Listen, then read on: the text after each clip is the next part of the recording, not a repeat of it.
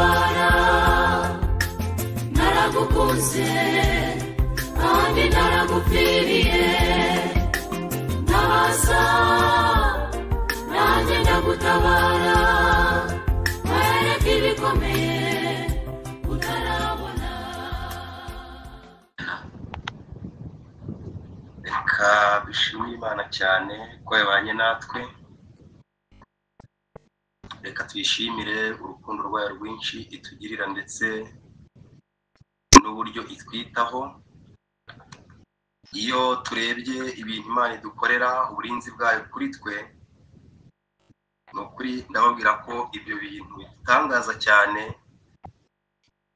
Ntabwo Imana iturinda imeze nkaho ifite icyo iduca, kuko hagendewe ku bikorwa byacu n'imibereho yacu ntacyo Imana yakabaye ikora, ariko ibyo ibikora itabitewe n'ikindi ahubwo bitewe nuko idukunda cyane, bitewe nuko idufitemo umugambi ukomeye, bitewe nuko itubonamo ikintu cy'agaciro gakomeye cyane.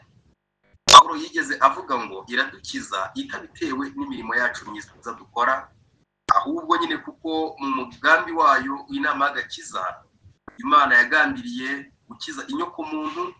Nubwo bwose ejo nababwiye yuko rimwe na rimwe umuntu abera inkomyi, yibera inkomyi, maze umugambi w'Imana kuri we ntusohore, amaherezo ye agasoza nabi, ariko Imana iba yifuza gukiza inyoko muntu.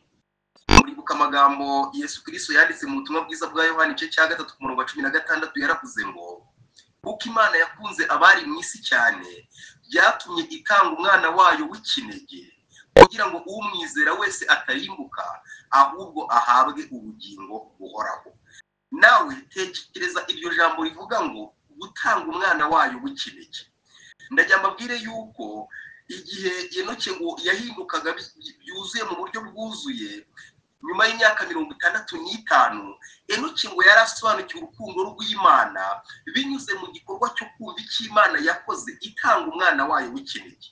Ngo igihe Enoki yarageze ku myaka 65 y'ubukuru, Enoki ijambo ry'Imana rigaragaza ko mu myaka 35 ya mbere ntabwo yari umupagani, ngo yari yarakiriye igitambo cya Kristo, kuko Adamu yari yarasobanuye igitambo cya ibyo gutamba n'uburyo igitambo gishushanya Yesu Kristo uzaza.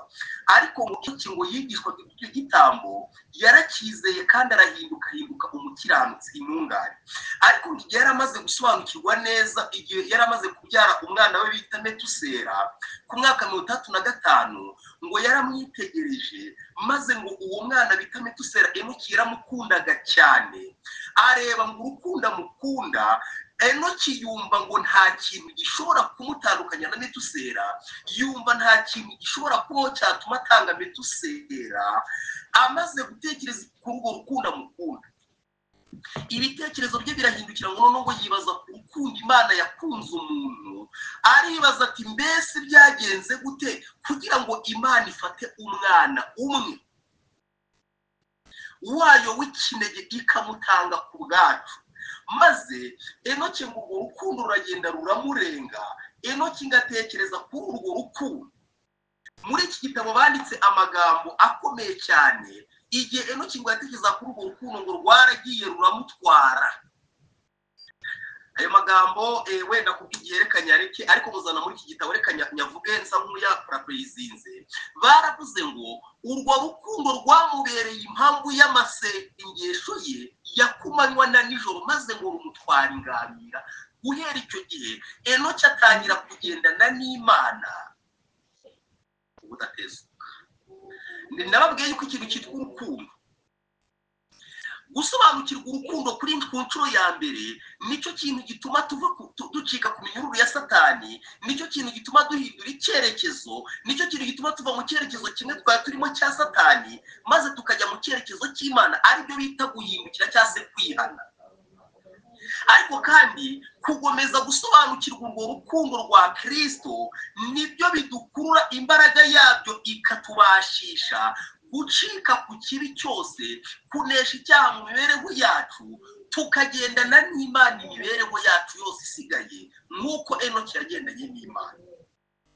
iyo ibyo bintu bitari byasobanuka, iyo urukundo rwa Kristo rwakora ku mitima yacu, nubwo bwose abantu bajya biga ijambo ry'Imana, nubwo bwose umuntu wamubwira ati ibi ngibi Imana irabyemera cyangwa se ibi ntibyemera, nubwo bwose wamubwira uko akwiriye kwitwara, iteka ryose azasanga muri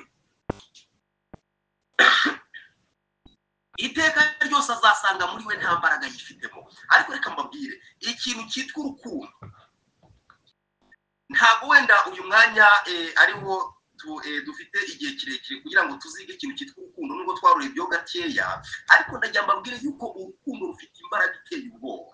Mu rukundo harimo imbaraga.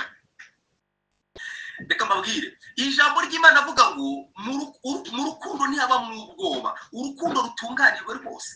Mu rukundo ngo ntihabamo ubwoba. Abantu benshi cyane bajya bibaza bati mbese biba bimeze bite niba n'agashiri iyo kagukozeho wumva wahita gusimbuka, amazi ashyushye yagukora ugahita kumva wasimbuka, mbese byagenze gute kugira ngo nk'abantu ba Yohana babashe gutererwa mu ngunguru y'amavuta bumva kandi ibyo bintu babyihanganire? Nshuti bavandimwe, ni umuriro wakaga mu mitima yabo, ni urukundo rwari rwuzuye mu mitima yabo bakunda Imana. Urwo rukundo ruragenda rukarenga ikindi kintu cyose cy'iterabwoba, kuko mu rukundo ntiharimo ubwoba, niko Yohana yanditse. Ndagira mbabwira ikintu gikomeye cyane. Njya nkunda guhereza abantu urugero, nkababwira ikintu kimwe bakwiriye kuzajya bigiraho, ikintu cyitwa urukundo. Iyo twitegereje inkoko mu mibereho yayo, ubundi inkoko mu mibereho yayo itinya abantu rwose, ndetse n'iyo uyiciyeho ubona yuko isi ko yikanga ikirukanka. Ariko muzayitegereze ku kintu kijyanye n'urukundo ikunda udushwi twayo, iyo bigeze ku mpamvu yo kurengera udushwi twayo, wenda se ugashaka gufata umushwi w'inkoko, uzabigerageze. Ndagira mbabwire yuko urukundo ikunda umushwi, urukundo ikunda imishwi yayo, rutuma irenga ubwoba bwose umuntu yayiteraga, ishobora no kugukura mu ijisho. Mu rukundo ntabamo ubwoba. Ndagira mbabwire ko ariyo mpamvu Paulo yanditse aravuga ngo mbese n'iki cyadutandukanya n'urukundo rw'Imana? Mbese ni ugusonza, mbese ni ibyago, mbese ni amakuba, mbese ni urupfu? Aravuga ati oya, nta kintu na kimwe kizadutandukanya n'urukundo rw'Imana. Nshuti bavandimwe, ndagira mbabwire yuko rero Imana yadukunze cyane, nibyo nababwiraga, kandi aya magambo nyababwiye kugira ngo twongere dutekereze ku gaciro k'igitambo Yesu Kristo yadutangiye, ku buryo abantu mu by'ukuri bashobora kugitesha agaciro. Ntabwo ibyo bintu bishobora kubagwa neza, kuko icyo gitambo gifitemo imbaraga ikomeye cyane yo kutugirira neza no kuduhindura abakiranutsi.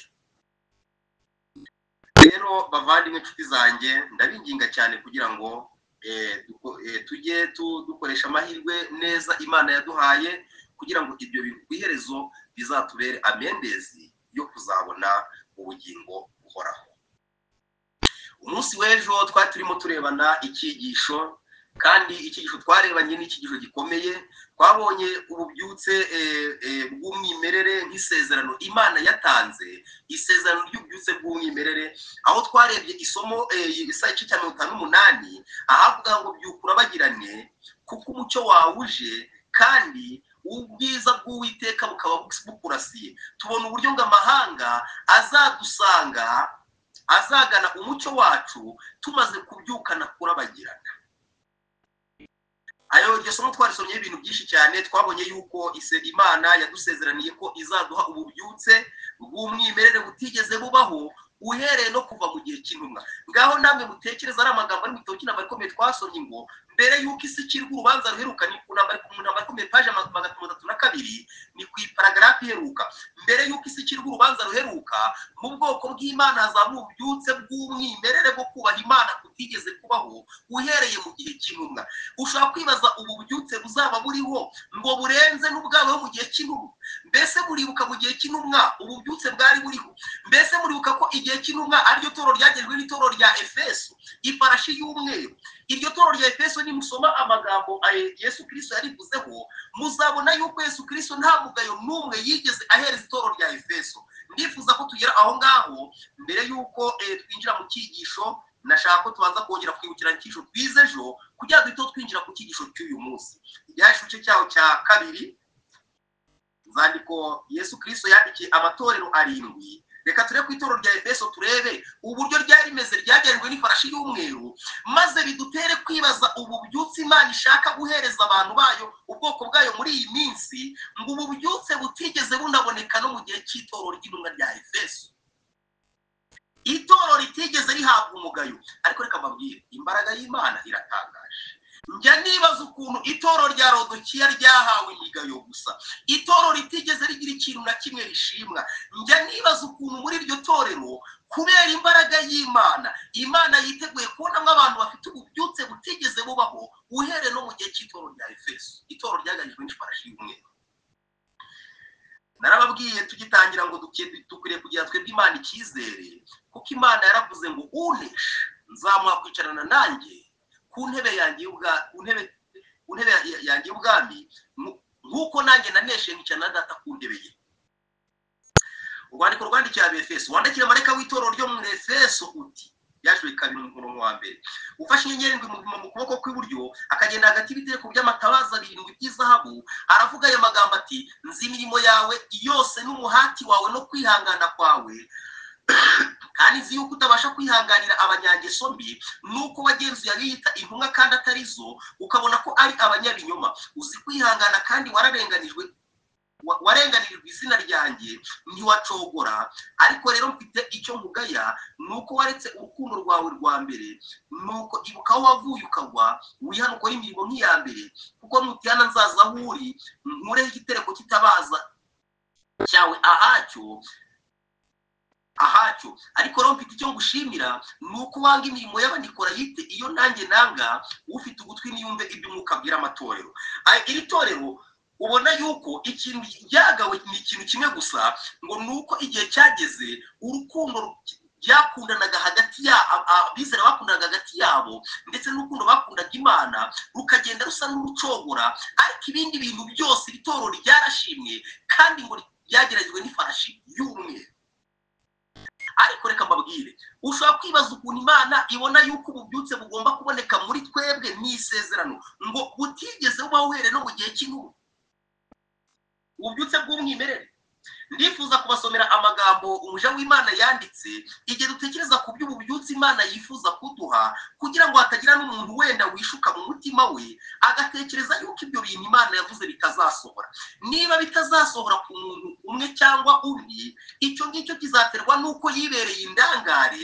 Ariko umuntu wese uzafata ibihe bidapfa byo kwiga ijambo ry'Imana, iryo jambo ry'Imana icyo rizamukora rizamuzanira ububyutse tugiye gusoma ahangaha. Umuja w'Imana yanditse amagambo, aya magambo mushobora kuzayabona mu gitabo cy'ibyanditswe byo mu isi y'imperuka, ku cyigisho kivuga ngo kwitegura guhabwa imvura y'itumba, kivuga ku bya Mwuka Wera. Ariko icyo gitabo nzi yuko imitoro ryagisohoye cyitwa ibiho byo mu misi y'imperuka. Umuja w'Imana yanditse amagambo akomeye cyane, kandi muzanabona mu gitabo cyo kwitegura kagaheruka. Baranditse ngo mu iyerekwa rya nijoro, imbere yanjye hatambutse ivugurura rikomeye mu bwoko bw'Imana, benshi bahimbazaga Imana. Mbese murumva ukuntu Imana yiteguye kutuvugurura. Mu iyerekwa rya nijoro imbere yanjye hatambutse ivugurura rikomeye mu bwoko bw'Imana, benshi bahimbazaga Imana, abarwayi bakizwaga indwara, kandi ibindi bitangaza bikomeye byarakozwe. Umwuka wo gusabirana mu mimiho myinshi waragaragaye, ndetse mu buryo bumwe nuko wagaragaye mbere y'umunsi ukomeye wa Pentekote.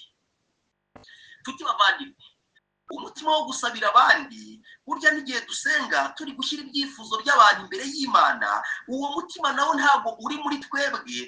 Icyo kintu nacyo ubwacyo n'Imana ishobora kugikorera mu mitima yacu, tukumva dufitiye impuhwe abarimbuka, tukumva dufitiye impuhwe abari mu bibazo. Uwo mwuka nawo ukwiriye kutuzamo kubw'uko ububyutse bwaje mu mitima yacu, kubw'uko ijambo ry'Imana rigenda ryigarurira imitima yacu.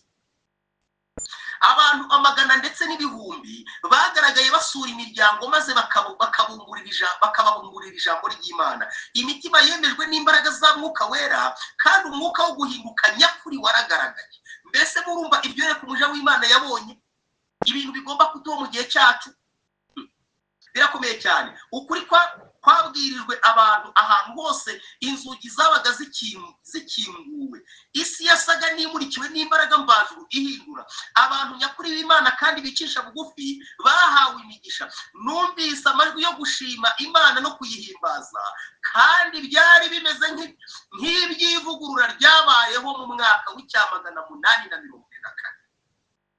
Mbega ukuntu ijuru ryiteguye kudukorera ibintu bidasanzwe, mbega ukuntu ngo hagomba kubaho ivugurura ngo rimeze nk'iryawe mu mwaka w'840. mbese muribuka ibintu byawe mu mwaka w'840? habaye ikintu gikomeye cyane. Nimusoma mu byigisho by'intambara ikomeye bivuga ku mateka y'ibyawe c'840, muzabona uburyo ngo abantu bashatse Imana cyane. Ndifuza ko dusoma amagambo aboneka ku ntambara ikomeye avuga kuri ibyo bihe ku ipaji ya 467. Ariko mugende gushaka ayo magambo, ndagira mbabwire ko ngo habaye umwiteguro ukomeye cyane, kugeza ubwo ngo umugabo n'umugore babaga bari mu rugo, maze ngo umugore akabaza umugabo ngo mbese nta kindi kintu gisigaye tutaba twihanye, mbese nta kintu naba nagukoreye ngo mbere yuko turyama tubanze twihane, twiyunge n'Imana kandi twiyunge hagati yacu. Ariko uwo munsi utadutuye bavandi, hari ngo umwuka wo kwihana, hari umwuka wo kwiyegurira Imana, hari umwuka wo gushaka Imana.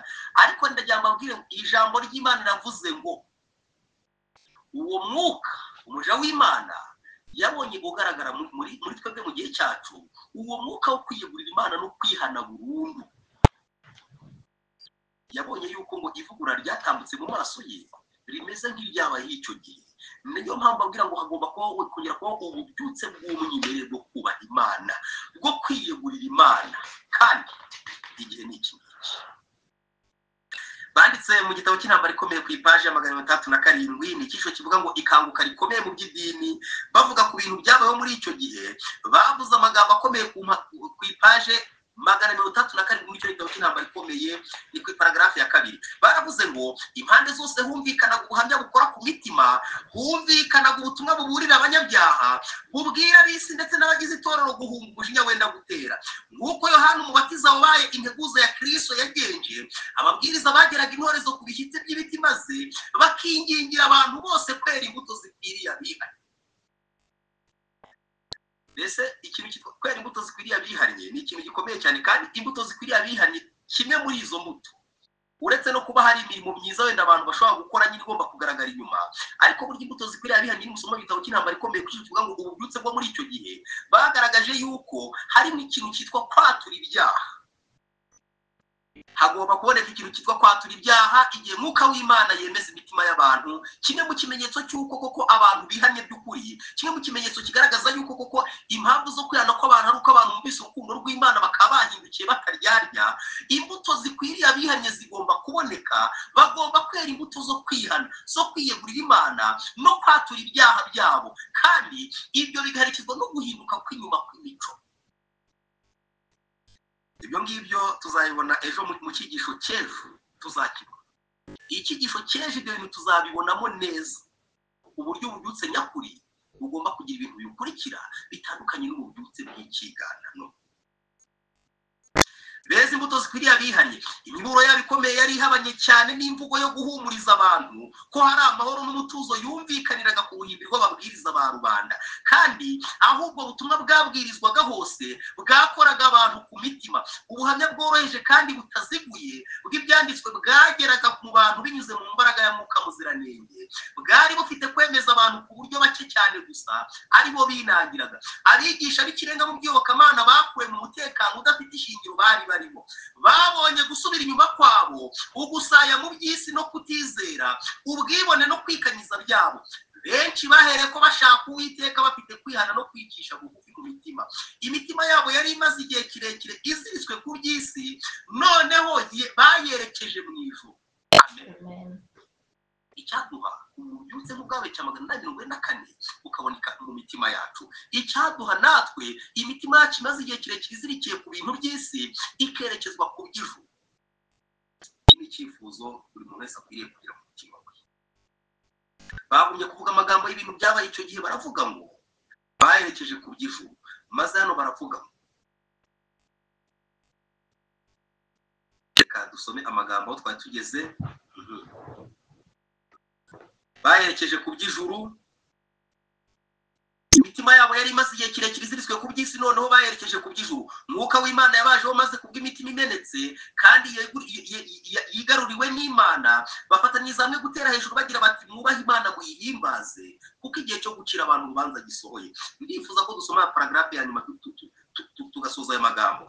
Abanyabyaha babazaga babogoza amarira bati nakora iki kugira ngo nkizwe? Mbese mu by'ukuri uyu mwuka wo kubabazwa n'icyaha, akagahinda ko mu buryo bw'Imana, mbese muri iyi minsi kaba kaboneka mu bantu? Mbese abantu ntibaba bakora ibyaha babyungikanya, maze ibyo bintu bakabyongeraho amateraniro, maze ibyo bintu bakabyongeraho inshingano z'Imana? Mbese abantu ntibaba bakora ku byabuzanyijwe by'Uwiteka? Mbese abantu baba bagenda mu buryo bukwiriye?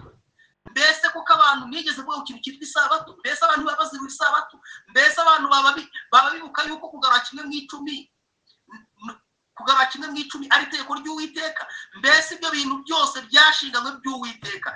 Mbese imitima yacu yaba yibuka yuko ibyo bintu ari ibyejejwe, ngo maze nitubona ibyo bintu hari aho twagenze nabi, tujye imbere y'Imana tuyisabe imbabazi kandi twongere duhindukire tugaruke mu murongo mwiza? Mbese mu by'ukuri abantu baba bababazwa n'icyaha ndetse n'igisa nacyo, na twaha duto cyane twinyongobeza bugingo? Mbese muzi ukuntu abantu babeshya mu buryo bwa hato na hato, kandi ibyo bintu bakumva ngo ntacyo bitwaye, kandi Imana yandika buri kantu kose gatambutse imbere yacu? Dukeneye kongera gutekereza neza, maze ibyo bintu Umwuka w'Imana akabitwumvisha, kandi ibyo bintu bikadutera umubabaro, tukumva yuko dufitanye ikibazo n'Imana, maze tugashikara kwiyunga nayo. Abanyabyaha babazaga baboza amarira bati nakora iki kugira ngo nkizwe? Abari baragize imibereho yaranzwe no guhemukira abandi batwara ibyabo, bahangayikishijwe no kubibasubiza. Abantu bose bumvaga bamaze kubonera amahoro muri Kristo, bifuzaga cyane ko n'abandi bagira uwo mugisha. Imitima y'ababyeyi yagarukiye abana babo, kandi imitima y'abana igarukira ababyeyi babo. Imipaka itewe n'ubwibone no kwifata nabi yakuweho. Habayeho kwaturirana ibyaha kuvuye ku mutima. Amen. Muzi ukuntu abantu muri iyi minsi babana, ukabona abantu bari kumwe bakora n'umurimo, ariko abo bantu bakora n'umurimo ugasanga bafitanye amakimbirane, wagira ngo ni abantu b'abapolisi. Ibi bintu bizageza ryari? Njya nibaza ukuntu Imana ibitureba iyo yitegereza ibintu bibera mu isi, kugeza ubwo ushobora kubona abantu bakorana umurimo w'Imana nabo ubwabo bameze nk'abapolisiye basanzwe, ubona bacirana ibico, kugeza ubwo ushobora kugira ngo ni amashyaka ya politiki ahanganye. Ndagira mbabwire ko Umwuka w'Imana naza mu mitima yacu, ikintu cya mbere azakora azadutsinda, atwemeza ubugome bw'imitima yacu uburyo bumeze, kandi tuzabibona bitandukanye n'uko twigeze tubibona uhereye mbere. Kandi ibyo bintu bizadutera kumva tugize agahinda, maze twiyegurire Imana, twaturirane hagati yacu. Ikintu kizatuho kizakimeze nk'ikintu cyari mu cyumba cyo hejuru ku munsi wa Pentekote, kandi ubwo ibyo bintu nibimara gukorwa nibwo Uwiteka azaduhungisha.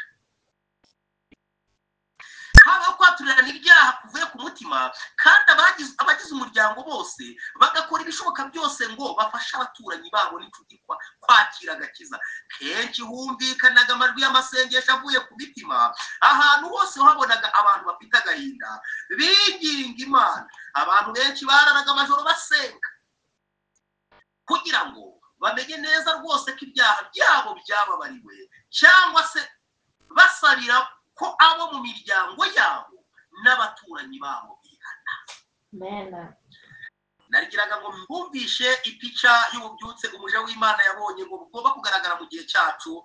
Ijambo ry'Imana ryavuze ngo nabonye yuko iryo vugurura ryari rimeze nk'iryabaye mu 824. Mbese murumva ibintu Imana yifuza kudukorera? Mbese murumva ahantu Imana yifuza kongera kudutereka? Mbese murumva iryo sezerano ry'ububyutse uburyo rikomeye cyane? Dukeneye gushaka Imana muri iki gihe kurenza uko twe tuyishaka, kugira ngo tuyigirire umugisha. Mu minota itari myinshi cyane isigaye, ngiye kubabwira icyigisho tugiye kuganiraho kitari buze kuba kirekire. Turagerageza gukoresha igihe nk'uko tubyifuza kandi twabigambiriye. Tugiye kureba n'icyigisho kivuga ngo igihe Uwiteka yohereje ububyutse, ishungura ku bantu bose batari maso. Igihe Uwiteka yohereje ububyutse ishungura ku bantu bose batari maso. Reka twongere dusenge mbere ko tugira ikintu. Turagushimye Data mwiza, izina ryawe rihabwe icyubahiro.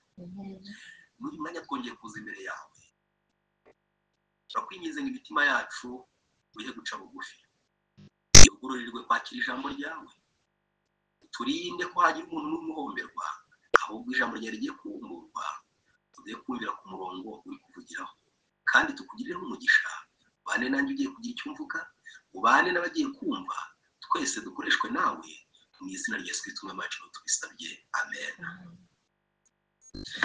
Icyisho tugiye kwiga kiravuga ngo igihe Uwiteka yohereje ububyutse ishungura ku bantu bose batari maso. Nshuti bavandimwe, ndagira mbabwire yuko ibihe by'ububyutse bijya bikurikirana n'ibihe byo gushungurwa. Iyo Imana igize ikintu ikorera ubwoko bwayo, maze hakaba hari abantu b'abanenganenzi n'abatagira icyo bitaho, ari ijambo ry'Imana yavuze ngo nibasimbirimo. Ayo magambo muzabona mu gitabo cyitwa umurimo wa Gikristo Service Chrétien, ndetse ashobora no kuboneka mu gitabo cy'ibibaho byo mu minsi y'imperuka, ariko muri Service Chrétien ho umurimo wa Gikristo ayo magambo arimo avuga ku bantu bita wasimbirimo. Abantu ibintu by'Imana bivugwa, maze ibyo bintu bakabikwenda bakabiseka. Abantu ibintu by'Imana bikorwa, cyangwa se umurimo wa Mwuka Wera watangira gukora mu mitima y'abagabo n'abagore, ugateza impinduka zikomeye muri bo, maze hakaba abantu bashinzwe gusa gukwena no guseka, abo ijambo ry'Imana ryise abakobanyi. Igihe rero Imana izanye ububyutse mu bwoko bwayo, ububyutse nk'ubu dusomye bwitwa ubwo kubaha Imana k'umwimerere, maze mu mitima y'abantu hakaba mwikanguka, abantu bagatangira kubona uburemere bw'icyaha mu mwuzuro warwo, hagatangira kuba kwaturirana hagati mu miryango ndetse n'abaturanyi ndetse n'abasengana, maze hagatangira kuba abantu bagasubiza ibyo bariganyije ndetse bakatura ibyaha bakihana mu buryo butandukanye. Hakabaho umwuka wo guca bugufi, imitima yishyiraga hejuru, ibyo bintu bigahinduka ibintu by'ubwibone ndetse ibintu by'ubwibone biranga abantu, ibyo byose bigakubitwa hasi. Hari abantu benshi cyane batamenya ibintu biri kuba, maze ibyo bintu bakabihereza bakabigira urw'amenyo ndetse bakabiseka cyane, ibyo bintu bakabishyiraho kiritike nyinshi cyane. Ubwo ku bantu bamwe igihe cyo guhemburwa kiba kigeze, ariko ku bandi igihe cyo gushungurwa gikomeye cyane kiba kigeze. Kandi ndagira mbabwire ko iyo umuntu atamenye ikintu kiri kubaho, ikintu gito kimubaho ni ikintu kimwe, ni uko ahita akaguruka akarwanya ibyo bintu, akarwanya ibyo atazi. Ibyo bintu nibyo bita ko bisohora, kandi nawe ikintu gito kimubaho ni uko ashobora gucirwaho iteka, keretse Imana imugiriye ubuntu ikamukora ku maso agahumuka, akabona umurimo uri gukorwa yuko atari umurimo w'umuntu, ahubwo ari umurimo uva ku Mana. Ndifuza ko dutangira ku magambo aboneka mu rwambere rw'Abatesalonike cya 5 ku murongo waho wa 21. Rwambere rw'Abatesalonike cya 5 ku murongo wa 21 hari amagambo avuga ngo, ariko reka mbere ku murongo wa 19, nimukazimya umwuka w'Imana kandi ntimugahinyure ibihanurwa, ahubwo mugerageze byose, mugundire ibyiza, mwirinde igisa n'ikibi cyose. Ijambo ry'Imana hano ritugiriye inama ikomeye cyane yuko tudakwiriye kuzimya umwuka w'Imana. Igihe tubonye hari impinduka zibayeho, tukabona hari ikintu kidasanzwe ijuru rikoreye abantu, tukabona, kandi kamabwira ikintu gikomeye, inshuro nyinshi Imana iyizanye ububyutse. Ubu ntibona yuko turimo twiga ijambo ry'Imana, kandi twafashe icyumweru dusaba Imana yuko izana ububyutse budasanzwe mu mitima yacu. Ubu ntibona yuko Imana yatugiriye inama yuko ububyutse nyakuri bwose buzanwa na Mwuka Muziranenge, ari ryo jambo ry'Imana. Nibona yuko abantu ubu ngubu tuteranye gutya. Ndagira mbabwiza ukuri yuko umuntu wese uzafata ibihe bidapfa, uhereye muri iki cyumweru akafata umwanzuro, hari ikintu ijambo ry'Imana rikora. Ububyutse nyakuri koko buzanwa n'ijambo ry'Imana, ariko ikintu cyitwa gufata umwanya wo kwiga ijambo ry'Imana ukaribambura, ibyo byo bituruka ku mbaraga y'ubushake Imana yadushyize. nasomye amagambo mu gitabo cyitwa My Life Today, imibereho yanjye uyu munsi, ni devotional na magambo yanditswe na White. Edward yaravuze ngo umuntu wese abantu bazagomeza batsindwe kandi batsindwe cyane by'ururema. Ngo igihe cyose batari bavumbura ibanga ry'imbaraga z'ubushake Imana yashyize muri bo. Ngo Imana yashyize mu muntu wese ikintu cyitwa imbaraga z'ubushake cyangwa se amahitamo, imbaraga z'amahitamo. Ngo iyo mbaraga ni imbaraga ngo igenga ibintu byose, kandi imbaraga y'Imana igomba gukorana n'imbaraga z'ubushake bwacu. Ibyo bintu mushaka kubona mu gitabo cy'intambara ikomeye ku ipaji ya 306 bari kuvuga ngo ninde muntu uzahagarara adatsinzwe. Baravuze ngo umuntu ushobora guhagarara adatsinzwe, baravuze ngo guhagarara umuntu adatsinzwe cyangwa se guhagarara umuntu anesha ikibi ngo bigomba guturuka ku bintu bibiri. Ni kubw'ubuntu bw'Imana, ngo n'uruhare rw'Imana, kabiri no kubw'umuhati wacu udacogora. Baranditse ku iparagrafe ya 3 baravuga ngo umuhanuzi aravuga ati ninde uzabasha kwihangana ku munsi wo kuza, kandi ninde uzahagarara ubwo azaboneka. Ntago amagambo akurikira ngiye kuyasoma, muzayasome. Ngiye kwihuta nsoma amagambo nshaka kuvugaho. Kubw'ubuntu bw'Imana, ariko reka mbere hangu abazaba bakiri ku isi ubwo Kristo azahagarika kuvuganira abanyabyaha mu buturo bwera bwo mu ijuru, bazaba bagomba guhagarara imbere y'Imana yera badafite ubahuza nayo. Amakanzu bagomba kuba zira kubaho ikizinga, imico yabo igomba kuba yejejwe icyaha n'amaraso y'umukiza yasheshwe. Aba ni abantu bagomba kuba bariho Kristo amaze kuvuga ngo bigize gute, birarangiye. Kubw'ubuntu bw'Imana no kubw'umuhati wabo ugize gute, udacoka. Kubw'ubuntu bw'Imana, ijambo ry'Imana, hari iki ijambo ry'Imana rizakorera umuntu wese uzakora uruhare rwe rwitwa umuhati udacogora. Rero umuhati udacogora ni imbaraga z'ubushake Imana yashyize mu muntu wese. Ni nayo mpamvu ijambo ry'Imana rivuga ngo ubwami bw'Imana buratwaranirwa, imbarane zikabugishamo imbaraga.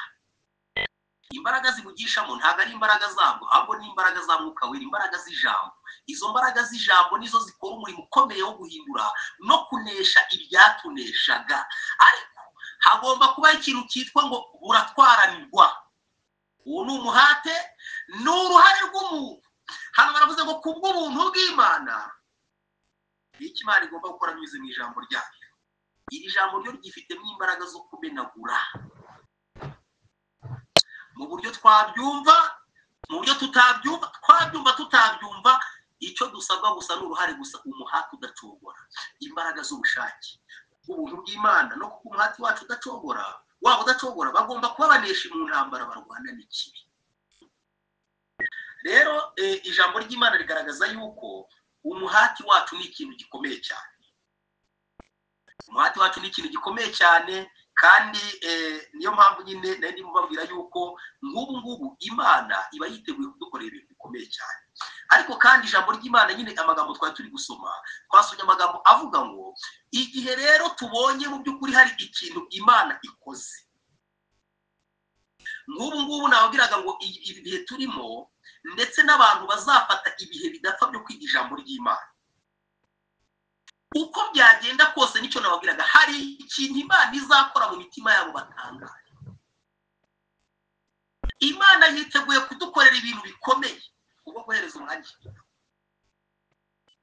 Nidutangira kugisoma ukajya gusoma umurongo wose tudashaka tutumva yuko uwo murongo hari undi muntu ureba, ahubwo uwo murongo wose umuntu wese agatangira kwishakamo, akajya asoma ijambo ry'Imana avuga ngo Mana, uko ndi gusoma uyu murongo ndakwinginze gusoma umutima wanjye. Ntume kuwusoma numva yuko hari undi muntu uyu murongo ureba, ahubwo uwumpereho umugisha ngo uko ndi kuwusoma umfashe uyu murongo usome ibiri mu mutima wanjye. Iyo umuntu atangiye kwiga ijambo ry'Imana nk'uko, iryo jambo rimubyarira ikintu cyitwa kwiyegurira Imana, ritangiza muri we umurimo wo kwihana, ritangira kumwereka umutima we, kandi umuntu atangira kubona yuko ari mubi, maze umuntu agatangira kumva yuko hari ikindi kintu akeneye kirenze icyo afite. Icyo ni ijambo ry'Imana rikora.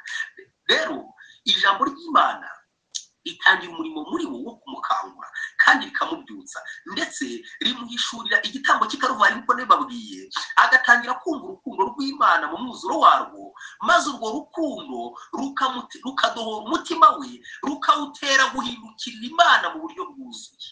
Uyu muntu akegura Imana akihana. Rero ikintu ijambo ry'Imana rizakora muri twe, ku bantu benshi cyane twabanaga bazakibona nk'ubusazi, abantu benshi cyane twabanaga kizabatungura, bazibaza ikintu cyatubayeho. Muzumva abantu benshi cyane iyo babonye umurimo w'Imana batangiye gukorerwa mu mitima y'abantu, batangira kuvuga bati sinzi ibintu asigaye yanigize, ati nawe yabaye nka babandi. Mujya mubyumva abantu babivuga, kandi ukaba ari umurimo wenda mwuka muziranenge. Nibyo koko birashoboka, hari n'igihe abantu bahangwaho bakihangishaho n'imyuka y'abadayimoni. Mu by'ukuri umurimo w'imyuka y'abadayimoni ukaba wabahangwaho, bakagira n'ibintu bakora wenda se byangiza bitari na byiza. Ariko ndagira mbabwire ko iteka ryose ntago abantu mu by'ukuri ubona yuko impinduka zagaragayeho baba ari umwuka w'abadayimoni nk'uko abantu rimwe rimwe bajya babitekereza, cyangwa se ngo n'izindi nyigisho zadutse.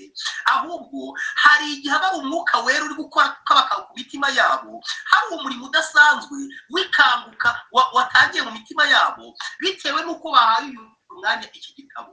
Umuntu wese wahaye umwanya iki gitabo, hari impinduka zihita ko zigaragara mu mibereho ye, kandi izo mpinduka ku bantu bose batari maso zirabacanganyikisha. Niyo mpamvu ijambo ry'Imana ryavuze ngo, niyo mpamvu ijambo ry'Imana riduhaye umuburo ukomeye cyane, riratubwira ngo ntimukazimye umwuka w'Imana kandi ntimugahinyure ibihanurwa, ahubwo mugerageze byose, mugundire ibyiza, mwirinde igisa n'ikibi cyose. Ikintu cyose rero uzabona kiri kubaho, ariko mukabona icyo kintu ntabwo kirwanya ijambo ry'Imana, ukabona nta hantu ushobora gusoma mu ijambo ry'Imana ngo icyo kintu uvuge yuko ari icyaha, maze wowe ukumva mutima wawe harimo ikintu cyo gupinga gusa, cyo kuvuga ngo barase ngo biriya ni ibiki, ngo barase ngo biriya ni ibiki ngo babigira. Ariko ngo urabona ye ngo burase ngo bagenda batura ngo bagaragaza ko ngari abantu nyine ngo bagaragaza ko ngari abantu b'Imana. Ayo magambo nk'aya bijya abantu bayavuga babona umuntu hari impinduka zabaye muri we, wenda se bakabona ari gutera intambwe, ari kuvuga ibintu atajyaga abasha kuvuga. Ibyo bintu abantu bakavuga ngo ni ubwaka. Ariko reka mbabwire, ubwaka utazagenzurisha biriya ngo ubone yuko biriya yagushinja icyaha. Uzirinde kubuciraho iteka, ahubwo uzagenzure niba umutima wawe atari wo uri mu bukonje. Icyo kintu abantu bakwiriye kukimenya. Niyo mpamvu nababwiye amagambo akomeye cyane ngo igihe Uwiteka yohereje ububyutse ni igihe cy'ishungura ku bantu bose batari maso. Ndifuza kwibutsa amagambo y'ikintu cyabaye muri Bibiliya, igihe Uwiteka ni mu Batesalonike cya 5 ku murongo wa 16, ikintu cyitwa kwirinda kuzimya mwuka w'Imana. Kandi nzi neza yuko abantu benshi cyane bajya bagwa muri uwo mutego. Mbere yuko uhangana n'ikintu, ujye ubanza urebe niba icyo kintu kiri kurwanya Imana, ujye ubanza urebe niba icyo kintu kinyuranya n'ubushake bw'Imana. Nubona kiri kunyuranya n'imyumvire yawe, ariko ukabona mu ijambo ry'Imana nta ijambo ry'Imana rishobora guciraho iteka icyo kintu, ahubwo ukabona ijambo ry'Imana ryagishyigikira, nubona utari wanashyikira ibyo bintu, uziturize aho usenga Imana kugira ngo igwishurire ibintu biri kuba, udasigara ku nzira, udashunguka. Kuko abantu benshi cyane bajya umwanzi Satani iyo ajya akunda kubakoresha, igihe Imana yohereje ikanguka, aho kugira ngo batuze cyane bibaza ibintu Imana iri gukora, nabo ngo umugisha Imana bagira umugisha ku Mana, ahubwo Satani agita akabagutsa mu mbaraga ikomeye cyane, bagahaguruka barwanya ibyo batazi. Kandi iyo umuntu atangiye kurwanya ibintu by'Imana atari yabisobanukiwe, Satani ahita akamuhagarika ahantu, aho umuntu ahita ko yihagararaho muri kamere ye, akumva ko ibyo bintu atazongera kubigarukamo. Biba bigoye cyane ko umuntu ibyo bintu yabigarukira, kuko Satani amutera ikintu cy'ipfunwe no kwihagararaho, no kumva ko naramuka bihindukiriye icyubahiro cye kiribuze gukorwaho. Cyane cyane ibyo bintu bikunda kuba ku bayobozi b'itoro ry'Imana. Ndaza kubasomera ayo magambo, ibyo bintu buryo bikunda kuba ku bantu, ariko cyane cyane bari mu nzego z'ubuyobozi. Buriya ndagira mbabwire ko iyo umuntu yahawe kuyobora, ibyo bintu aba agomba kubyitondera cyane. Igihe abona hari umurimo wenda si Imana ikoresheje umuntu, aba agomba kureka ibintu by'inariki ahubwo akagenzurana ubwitonzi cyane. Akaba nk'umugabo bitaga Mariyeri bigeze babwira igitekerezo cyo kurwanya intumwa, maze bamubwiye igitekerezo cyo kurwanya intumwa bitewe n'ibitangaza zari ziri gukora mu gihe cy'itoro ry'intumwa. Arababwira ati bagabo bene data, ndagira mbabwire ikintu gikomeye cyane. Yarabwiye ati ibi bintu ni mu bihereza igihe, niba ibintu byaravuye ku Mana nta muntu uzabirwanya ngo abishobore, ariko niba ibintu ari ibintu by'abantu ntabwo ibintu bizaramba mu gihe gito cyane, gahunda yabyo izashira. Ibintu ugomba kubireba neza ukabyitondera ukabigenzura ukagerageza byose ukagundira ibyiza. Mbese muribuka ikintu cyabaye mu gihe cy'itoro ry'intumwa igihe ku munsi wa Pentekoti Mwuka w'Imana yasukwaga maze akuzura abagabo n'abagore. Ndagira mbasomere ikintu gikomeye cyane cyabaye. Baravuze bati aba bagabo basinze ihira, igitabo cy'ibyakozwe n'intumwa. Mbese murabyibuka icyo kintu bavuze? Icyo kintu gikunda kubaho iyo Imana yohereje ububyutse, iyo Imana isutse Mwuka Wera, iyo Mwuka Wera cyangwa se ijambo ry'Imana ritangiye kugwira mu mitima y'abagabo n'abagore. Abantu benshi cyane batari maso baravuga ati aba bantu basinze iki? Basinze ihira, kubera yuko ibikorwa batangira gukora biba binyuranye bigihabya n'ibikorwa bakoranaga n'abo bantu. Avuga ati mbese abo bantu batewe n'iki? Mbese abo bantu uburyo bari kwitwara bwazanywe n'iki? Byagenze gute? Abantu basinze ihira. Urugaka banditse amagambo akomeye cyane mu gitabo cy'ibyakozwe mu gice cya 2 umurongo wa 14. Reka bari duhera Petero asobanurira ibyabaye. Petero abasobanurira ibyabaye abemeza ibya Yesu, yabwiraga ibyabaye. Ariko Petero ahagarara nabo 11 ababwiza ijwi rirenga ati yemwe bagabo b'i Buyuda n'abatuye Yerusalemu mwese mwe ibintu bimenye kandi mwumvirize amagambo yanjye. Ese mu kinara babwiye ati muyumvirize.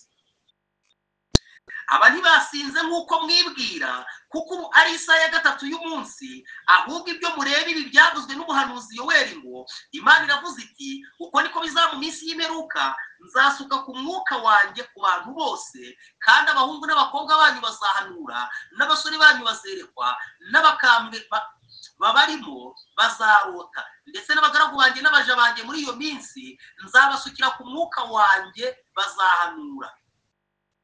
Icyo nshaka kubabwira hano ntabwo wenda nshaka kujya mu bintu byinshi cyane, ndashaka kubereka yuko Imana hari igihe yohereza imbaraga ya Mwuka Wera mu mitima y'abagabo n'abagore. Ijambo ry'Imana nimvuga Mwuka Wera mujye mwumva cyane ijambo ry'Imana. Simba ngeneye yuko abantu batekereza Mwuka Wera nk'ikindi kibaraga kizaza, ahubwo mba nifuza ko imitima y'abantu yerekera ku kintu cyitwa ijambo ry'Imana, kuko ijambo n'iritwuzu tuzwa Mwuka Wera, kandi iri jambo nimara kwigarura imibereho yabo hazabaho impinduka zizatuma abatari maso bavuga ngo twasinze. Hazabaho impinduka zizatuma abatari maso bose bavuga ngo ubu ni ubwaka. Sinshaka kuvuga ko ubwaka kuko ndetse buriho n'ubu ngubu bwinshi cyane bishikiza ku ijambo ry'Imana. Ariko nkundira Imana yuko ku muntu wese wagize iki gitabo umuyobozi ubwaka arabugenzura akabona ko ari ubwaka, kuko ubwaka ntibuhamanya n'ijambo ry'Imana. Ariko ubu bubyutse bwoherejwe n'ijuru, ubu byutse nyakuri, ntaho ushobora kubugenzurisha Bibiliya ngo ubone bibiri gukira hirya. Umuntu ashobora kuwukiraho iteka kuko ari mu bukonje, ariko ubu byutse nyakuri ntabwo ushobora kuwukiraho ijambo ry'Imana waba uhamanya n'ijambo ry'Imana, kuko ubwo bubyutse buba bwazanywe na Mwuka Muziranenge, kandi Mwuka Muziranenge ni ijambo ry'Imana, kandi ijambo ry'Imana ntishobora kwirwanya. Bise ko nibuka amagambo n'ubundi aboneka mu Rwambere rwa Samweli.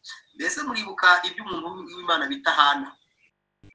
Imana bita Hana muramwibuka? Rwambere rwa Samweli ivuza ko tuhajya.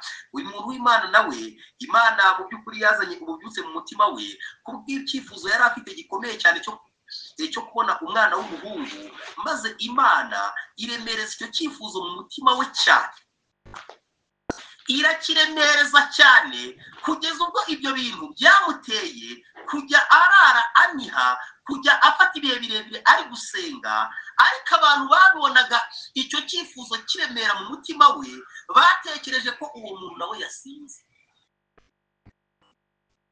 Mbese murumva icyo ijambo ry'Imana rivuga? Reka mbasomera ayo magambo hano mu Rwambere rwa Samweli mu gice cyaho cya mbere. Nari umusoma ngo kuvuka kwa Samweli. uyu Samweli ngo yari umwana w'umuhungu. Reka mbabwire buriya nuko nta mwanya uhagije cyane dufite, ariko nk'aya magambo ni amagambo akomeye cyane, uburyo ngo Hana yasengaga ataka cyane ari gusengera ko umwana w'umuhungu yavuka, ari gusengera ko yabona umwana w'umuhungu. Mbese n'abantu bangana iki bari hano bari basengera iki cyifuzo cyo kubona umwana w'umuhungu mu mibereho yabo? Kandi abantu hari igihe dusoma aya mateka tukagira ngo aya mateka ntahuriye n'inama y'agakiza.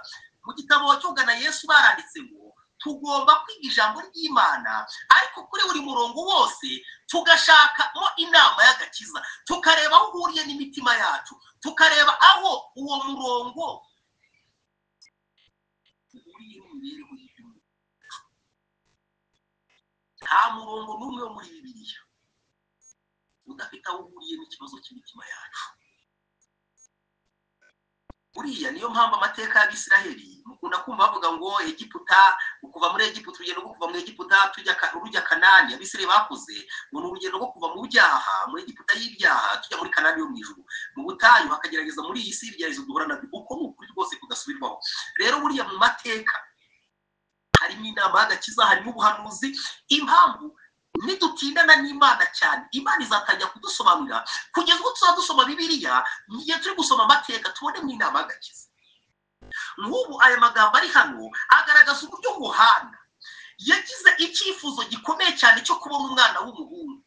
Kandi hari igihe abantu basomeye amateka bakagira ngo iki cyifuzo Imana nticyifuriza umuntu wese. Umuntu wese gikwiriye kumuremerera, umuntu wese akeneye gusenga cyane yifuza yuko nawe muri we havukamo umwana w'umuhungu, yuko yabona umwana w'umuhungu mu mibereho ye. Mbese uyu mwana w'umuhungu muribuka ko ari Yesu Kristo, kuko ijambo ry'Imana rivuga ngo dore umwana yatuvukiye, tubonye umwana w'umuhungu. Ijambo ry'Imana rivuga azabyara umwana w'umuhungu, dore umwana azasama inda, azabyara umwana w'umuhungu, uzamwite Yesu, kuko ari we uzakiza abantu ibyaha byabo. Mbese mwemera ko turi abari natwe tugirangwa n'abageni, tugirangwa n'umugore, umwari? Ariko isezerano riravuga ngo umwari agomba gusama inda akabyara umwana w'umuhungu, umwana w'umuhungu akatuvukira. Umwana w'umuhungu ni Yesu Kristo. Mbese icyo kintu abantu bajya bagisengera cyane ngo umwana w'umuhungu aboneke. Umwana w'umuhungu akwiriye kutuvukira, umwana agomba gusama inda. Haleluya.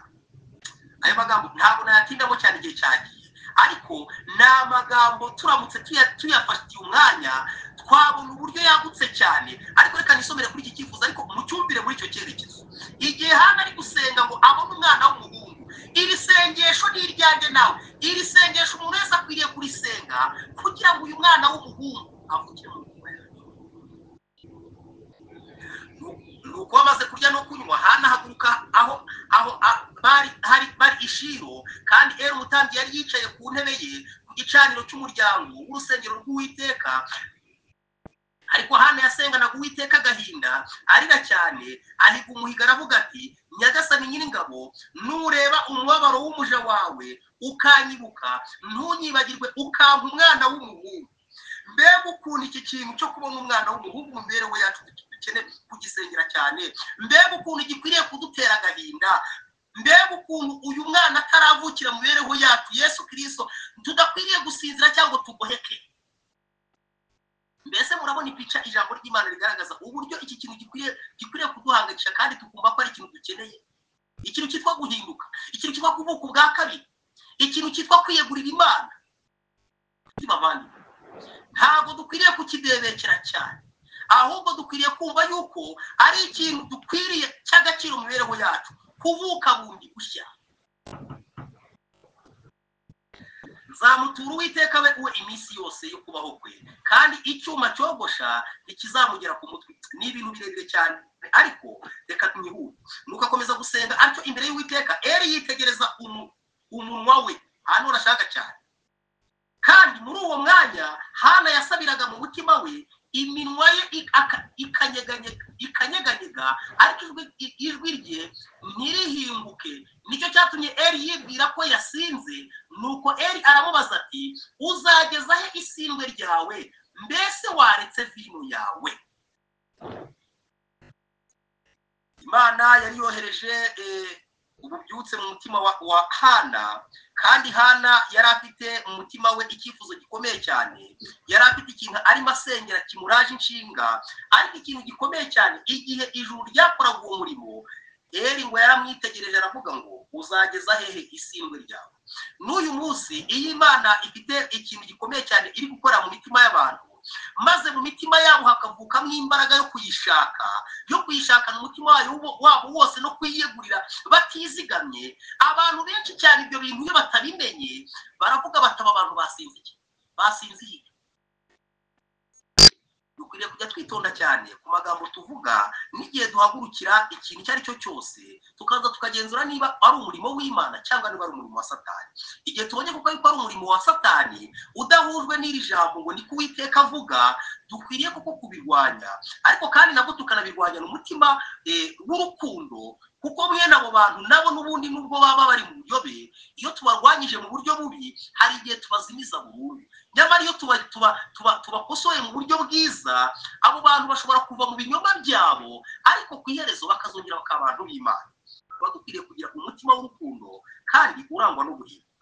Reka basomere amagambo amwe nshaka kubasomera agaragaza mu by'ukuri ikintu kigomba kubaho, kandi iki kiba gikwiriye gutuma twitondera cyane ibikorwa byacu kugira ngo hato tutazarwanya Imana. Aya magambo muzayabona mu gitabo cy'ubutumwa bwatoranyijwe, ni ku muzingo waho wa mbere, niho muzayabona. Igitabo cy'ubutumwa bwatoranyijwe umuzingo wa mbere, ariko ashobora no kuboneka igitabo cy'ubutumwa bwatoranyijwe umuzingo waho wa mbere, ariko reka mbarangire ahantu mushobora kuyabona handi. Bwatoranyijwe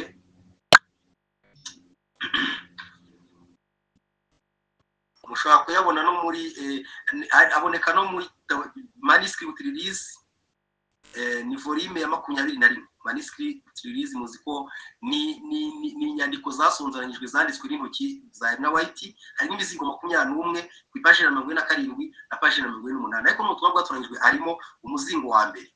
Baranditse amagambo baravuga ngo umubatizo wa Mwuka Wera nka wa wundi wabayeho ku munsi wa Pentecote. Amagambo ndi gusoma niyo ngiye gusoma twerekeza ku musozo. Umubatizo wa Mwuka Wera nka wa wundi wabayeho ku munsi wa Pentecote uzatugeza ku bubyutse bw'iyobokamana nyakuri. Ikuza ko twumva amagambo.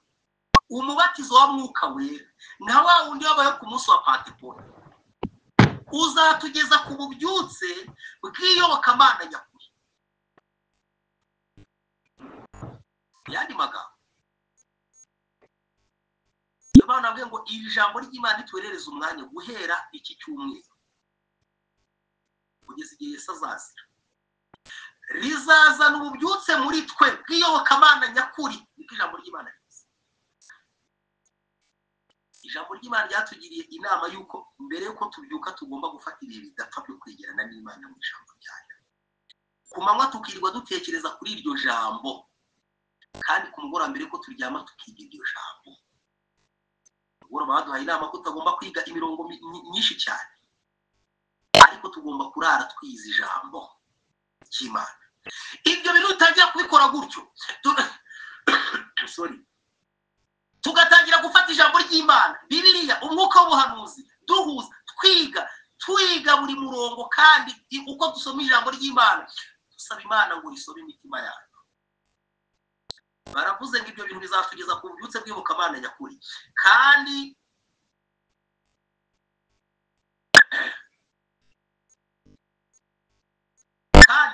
unadushoboze gukora imirimo myinshi itangaje. Ubwenge bwo mu ijuru buzakorera hagati muri twe, maze abantu bavuge nk'abashorewe na Mwuka Wera w'Imana.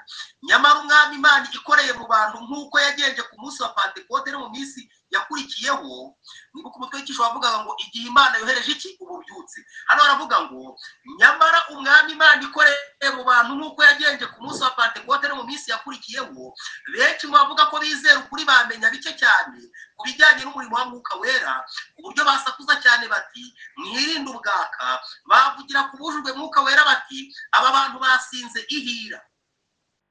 Icyaha gikomeye cy'abavuga ko ari abakristo ni uko badakingurira imitima yabo Mwuka Wera cyangwa se ijambo ry'Imana. Igihe imitima yifuza kubona Kristo kandi igashaka guhinduka umwe nawe, igihe abantu iki cyifuzo cyavutse muri bo, babandi banyuzwe no kugira ishusho yo kubaha Imana gusa baravuga bati mwitonde nimube abahezanguni. Mbese amagambo mujya mwumva abantu bayavuga rimwe na rimwe bakayavugira ku bantu barimo bashaka Imana, abantu imitima yabo yamaze gukorwaho n'ijambo ry'Imana, abantu bifuza bafite icyifuzo gikomeye mu mitima yabo cyavutse cyo gusa na Kristo, maze ngo babandi batagira icyo bitaho, bafite ishusho yo kubaha Imana gusa ariko bakana imbaraga z'ijambo ry'Imana zishobora kubahindura bagasa nayo 100%. Nigeze nigisha icyigisho umunsi umwe ndi mu itoro ryanjye muri Kristo. Ntabwo wenda ndi bubabwire iby'umuyobozi, narigishije nigisha iby'imibereho ya Enoke, uburyo imibereho ya Enoke tugomba gusa imibereho ya Enoke abantu b'Imana bagomba kuyigira. Ayo magambo muzasoma mu gitabo cyitwa Ibiba byo mu minsi y'imperuka, uburyo Enoke ahagarariye abantu 144, kandi imibereho Enoke yabayeho abantu Kristo agomba gusanga bari ku isi bagomba kuba bari hiyo mibereho yo kubana n'Imana, yo kugendana n'Imana badakora icyaha. Maze umuyobozi araguka aravuga ati uyu muhungu rwose ni ibintu ari kuvuga n'ubuyobe, ibintu n'ubwaka, nta muntu waba ku isi ariho adakora icyaha. Ntabwo nari navuze yuko umuntu agomba kugera ku ntera aho yumva yuko mu by'ukuri yageze ku murongo wo kunesha icyaha, kuko uwo murongo nta nubwo Imana iduhamagarira kugera kuri uwo murongo wo kwiyumva ko ngo twagezeho tutakora icyaha, kuko ibyo byaba ari akaga gakomeye cyane. Nasomye amagambo avuga ngo nta hantu umuntu azagera ngo yiyumvemo ko yagezeho atakora icyaha, cyangwa se yumvemo ko nta wundi mucyo akeneye, ariko ngo Imana yo mu ijuru yo irabizi, ariko ngo hari ahantu umuntu agera gukora icyaha bigahagarara mu bugingo bwe, ariko we ibyo bintu ntabwo azabyimenyaho cyangwa ngo agende abyivugaho ko yageze kuri uwo murongo. Nyamara imbaraga y'ijambo ry'Imana iri muri we izamuhagarika ahantu adashobora gukora icyaha. Iyo mibereho ajya ayisoza buri munsi, ariko we ntabwo azabyumvamo cyangwa se ngo agende abibwira abantu ngo nagezeho ntakora icyaha. Ahubwo uwo muntu uzaba ugeze kuri urwo rwego niwe muntu uzumva cyane ko ari impezamajyo, niwe muntu uzarushaho kumva ashaka Imana. Reka mbabwire, iyo abantu bavuga yuko wenda se ngo bagezeho batakora icyaha cyangwa ukumva bari kwirata ubutungane, ni ikimenyetso cy'uko batazi Yesu mu buryo bukomeye cyane, ni ikimenyetso cy'uko ngo bakiri kure cyane ya Kristo. Umuntu urushaho kumenya Imana, umuntu urushaho gusa na Yesu, niwe muntu wa mbere urushaho guca bugufi, amagambo yaba make cyane. Nubona umuntu ukivuga amagambo yiyemera, uzamenye ko akiri kure cyane ya Kristo. Ikimenyetso gikomeye kigaragaza yuko abantu barimo bezwa. Imana urakoze cyane muvandimwe Kevin, arakoze cyane. Ndabona ari amagambo yo mu gitabo cy'ikiwa byo mu minsi y'imperuka, ayiseka yasharinga abantu bayareba muri message. Mumenye yuko imibereho ya Enoke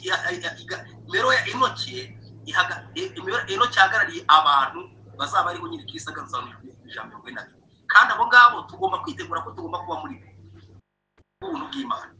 Tugomba kwitegura ko tugomba kuba muri bo. Ibyo bintu tugomba kumva yuko bishoboka cyane.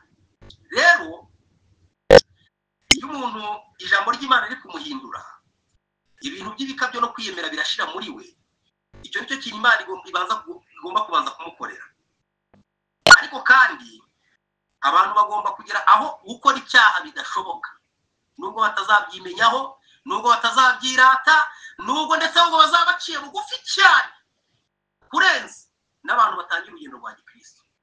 Bagomba kureka mabwire, iyo umuntu ari wegera Kristo kumenya Imana, umuntu uri kumenya Imana cyo amagambo ashiribuka. Ngiye kubaha urugero. Iyo umuntu yambaye ishati y'umweru akaba ategereye itara, arayireba akabona nta kizinga kirimo, ariko ndajya mabwire yuko uko umuntu yegera itara cyane, kwegera Yesu cyane, niko urushaho kubona utuzinga duto cyane twinshi cyane umuntu urimo amenya Imana neza we asigara ababajwe cyane n'ububi bwe. Ariko reka mbabwire, ububi aba ari kubona rimwe na rimwe abantu biyemera niba banazi ko ububi babikora, we atangira kubona ububi bw'utuntu duto cyane abantu benshi baba batari bagera no ku rwego rwo kumenya ko utwo tuntu ari icyaha. Iyo mpamvu nagomba ko agumya kubona ko ari ibeza amacyo maze guca bugufi kwe ukarushaho gusagara. Nyamara nubwo dukwiriye kwitonda ngo tudatwarwa n'amarangamutima ya kimuntu, ikindi kwitondera n'ubwaka nabwo, ntidukwiriye kuba no muri ba bandi bazamura ibibazo kandi bagashakisha impamvu zose zibatera gushidikanya umurimo wa Mwuka w'Imana.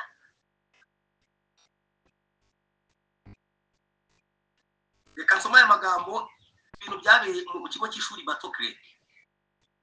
Ndifuza kugira icyo mvuga ku bubyutse bwabereye Hillsburg. Ndifuza kuvuga ko ntashyigikiye uburyo mwafashe iki kibazo. Kuba harimo abakabi biroshye mu murimo simbihakana, nyamara nimukomeza gutya mu gihe kiri imbere nk'uko mwabigenje muri kiriya kibazo, ndabahamiriza ko hari ikintu kimwe muzakora, ari cyo guciraho iteka umurimo w'imvura y'itumba ubwo igihe cyawo kizaba gisohoye, kubera ko muri icyo gihe muzabona ibimenyetso by'ubwaka birushijeho kuba byinshi. Eno White yari mabwira abayobozi b'itorero Bato Creek hari mu kigo cy'amashuri aho Imana yari yazanye ikanguka, maze abanyeshuri biga ijambo ry'Imana, muri bo haboneka kwihana no kwatura ibyaha kudasanzwe. Ariko ngo muri icyo gikorwa cyo kwihana no kwiga ijambo ry'Imana mu buryo budasanzwe ndetse n'umurimo wo kwihana no kwatura ukabaho, hahise ko hinjiramo abandi bantu bazanye inyigisho z'ubwaka muri byo, maze ukuri kwivanga n'inyigisho z'ibinyoma. Abayobozi b'itorero ngo bagiye kurwanya ibyo bintu, ngo barahagurutse bararwanya ibintu byose barabica, bahita ko bahagarika gahunda zose zabaga, ibintu byose byaba iby'ukuri ndetse n'ibinyoma byose babihagarikira hamwe. Eno White ngo yitegereje ikintu bakoze biramubabaza cyane, abandikira aya magambo ati nimukomeza gahunda nk'izo ngizo zo kutagenzura ibintu byose, ngo ibi biba ari byo mwegeza ku ruhande ibyiza mubireke, n'umurimo w'imvura y'itumba nuza muzawurwanya. Ati kuko muzabona ibimenyetso by'ubwaka. Ese ibintu muri kubyumva? Aravuga ngo nizera ko umurimo wabereye Hillsburg wari uw'ukuri. Nemera ko habonetsemo ugukangurwa na Mwuka w'Imana mu buryo bukomeye. Nemera ko abantu batiyeguriye Imana ngo imitima yabo ihinduke, biroshyemo bakishyira mu mwanya w'imbere. Buri gihe umwanzi akorera muri ba nyamugibya nino bafite imico idatunganye. Ntabwo nemera ko umukuru w'itorero EP Daniel yakoze neza muri byose, kandi ibi byakagombye kuba igice gishyashya cyo kwigwa mu mibereho y'abakozi niba nta kosa ryakozwe mu bintu runaka. Yakomeje avuga ngo mbese Imana ntiyaberetse aho mufite gutsindwa ndetse nuko ibakeneyeho ubwenge n'ubushishozi? Niba umukuru Daniel yarihenze mu bintu runaka, ninde muri mwe watinyutse kumubwira ngo ahagarike kubwiriza? Ninde muri mwe watinyutse guhagarika umurimo bitewe nuko mu mitekerereze yanyu migufi ikintu cyose kitagenze neza nk'uko mwabiteganyaga? Buri gihe cyose ntekereje kuri iki kintu numva mfite umubabaro mu mutima, nuko ngahita ngerageza kukikura mu bitekerezo. Ninshaka ngarukire ahangaha, Eno White yavugaga yuko mu by'ukuri igihe cyose Imana yohereje ububyutse, Satani inshuro nyinshi ahita akabyivangamo, maze rimwe rimwe akaba yagira utundi tuntu avangiramo. Abantu bose badashishoza bagahita ko bafata utwo tuntu, bagahita kuba baduhuriza hamwe n'ikintu Imana yari ikoze, bagahaguruka barwanya ibyo bikorwa byose, bakavuga ngo ibi bintu ni ubwaka. Tuti bavandimwe rero, reka icyiciro cyacu tugisoreza ahangaha, kandi ndabinginga cyane ngo mwihangane, ndabona hari iminota narengejeho, urihangana cyane, ariko ndabinginga cyane ngo umuntu wese asengere mu mutima we. kugira ngo igihe Imana itwohereje ububyutse cyangwa se ububyutse mu itoro cyangwa abantu ku giti cyabo maze hakagaragara ikanguka ibihe byo gushaka Imana kwiyegura mu buryo budasanzwe n'impinduka z'umutima abantu bakabona hari impinduka zabaye ku bagabo n'abagore, tuba dukwiriye kugerageza ibintu byose tukirinda kuzimya mwuka w'Imana kugira ngo hato tutazabera inkomyi umurimo w'Imana. Uwiteka aradufashe cyane ngo ubwo ijuru rigiye gukora ikintu kandi byatangiye kugikora n'ubu cyo kohereza ububyutse bw'umwimerere mu bantu b'Imana bwo kuyubaha mu buryo butigeze bubahere no mu gihe cy'itoro rya Efeso, abantu mu by'ukuri bazirinde kugira ngo igihe cy'ishungura kitazahita gitangira gusohora ku mibereho yabo, ahubwo bajye bagerageza ibintu byose, ibyiza tubigundire, ibibi tubirekure. Nibyo mbasabira nshuti zanjye kandi nanjye mbyisabira mu izina rya Yesu, amen. Amen.